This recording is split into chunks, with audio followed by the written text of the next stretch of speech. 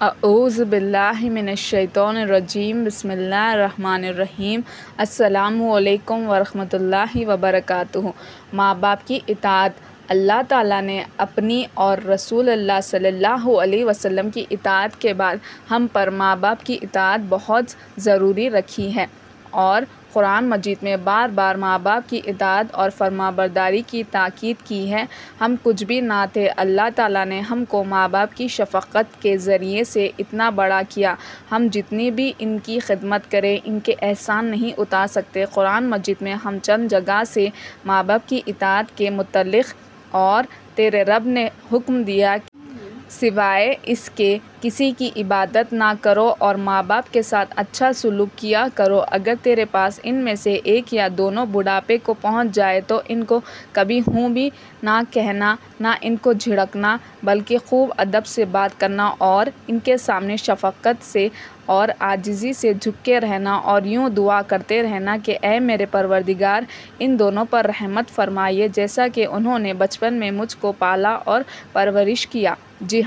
جہاد کے متعلق قرآن مجید میں اللہ تعالیٰ نے بہت سے احکامات دیے ہیں اور نصیحتیں کی ہیں۔ جہاد کا مقصد یہ ہے کہ اللہ کے دین کو دنیا میں غالب کرنے کے لیے مسلمانوں کو ان قوموں سے لڑنا چاہیے جو اللہ اور اس کے رسول کی اطاعت نہیں کرتے بلکہ شیطان کے ساتھی ہیں، اور دنیا میں ایسے کاموں کو رواج دیتے ہیں جن سے وہ خوش ہو۔ اس مقصد کو حاصل کرنے کے لیے اپنی جان بھی اللہ کے راستے میں قربان ہی کرنی پڑے تو خوشی خوشی قربان کر دے۔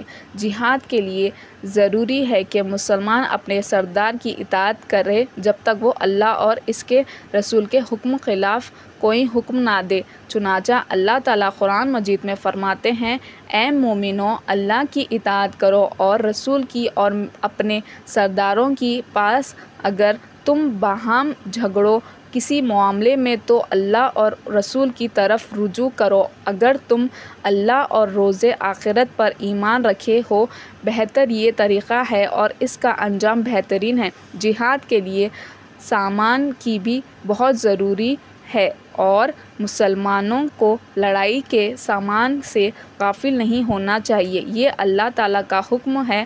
فرماتے ہیں، اے ایمان والو، تم اپنی حفاظت کا سامان کرو، خواہ تم تنہا چلو یا جماعت کے ساتھ۔ اور پھر زیادہ تاکید کرتے ہوئے دوسری جگہ فرماتے ہیں، اور ان کے مقابلے کے لیے جس قدر قوت تم سے بن پڑے اور جس قدر گھوڑے بن سکو مہیا کرتے رہو، تاکہ اس کے ذریعے سے ان کے دلوں میں جو اللہ تعالیٰ کے دشمن اور تمہارے دشمن ہیں دھاگ بٹھائے رکھے، اور ان کے علاوہ دوسروں کے دلوں میں بھی جن سے تم واقف نہیں، ان کو اللہ ہی جانتا ہے۔ اللہ تعالیٰ نے ہتھیار رکھنے کے سبب بھی خود ہی بتا دیا۔ پہلے زمانے میں گھوڑوں سے قوت ہوتی تھی، آج اس کی جگہ فوج کی قوت کے لیے جو دوسرے سامان ہیں ان سے زیادہ تیار رہنا چاہیے۔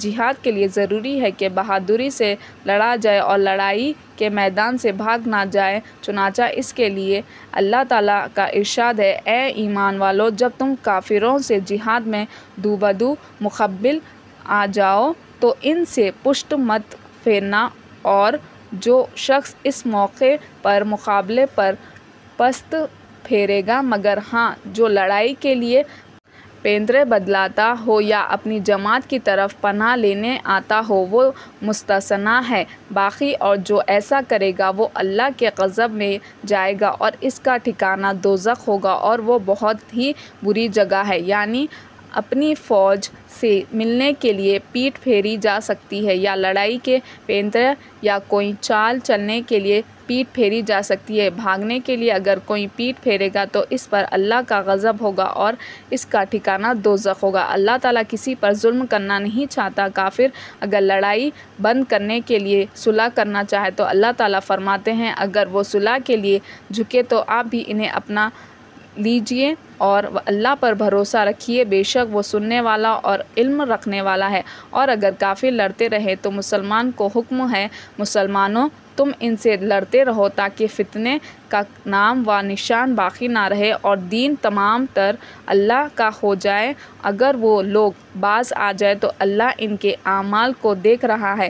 جس وقت کفار سے مقابلہ ہو تو اللہ کو بہت یاد کرنا چاہیے، کیونکہ کامیابی صرف اللہ ہی سے ملتی ہے، نہ ہتھیاروں سے ملتی ہے، نہ فوج کی کثرت سے ملتی ہے، جیسا آپ کو جنگ حنین میں بتایا جا چکا ہے۔ اللہ تعالیٰ خود اس کے لیے حکم دیتے ہوئے فرماتے ہیں، اے ایمان والو، جب تم کسی گروہ کے مقابلے پر آؤ تو ثابت قدم رہو اور اللہ کو بہت یاد کرو تاکہ تمہیں کامیابی حاصل ہو۔ جہاد کرنے پر اللہ تعالیٰ جنت کا وعدہ فرماتے ہیں، اور جو لوگ مسلمان ہوئے اور انہوں نے ہجرت کی اور اللہ کی راہ میں جہاد کرتے رہے اور جن لوگوں نے ان کی مدد کی، یہ لوگ ایمان کا پورا حق ادا کرنے والے ہیں، ان کے لیے آخرت میں بڑی مغفرت اور جنت میں بڑی روزی ہے۔ جو لوگ جہاد سے جی چراتے ہیں ان سے اللہ پاک ناراض ہو کر فرماتے ہیں، اے پیغمبر آپ کہہ دیجئے کہ اگر تمہارے باپ اور تمہارے بیٹے اور تمہارے بھائی اور بیویاں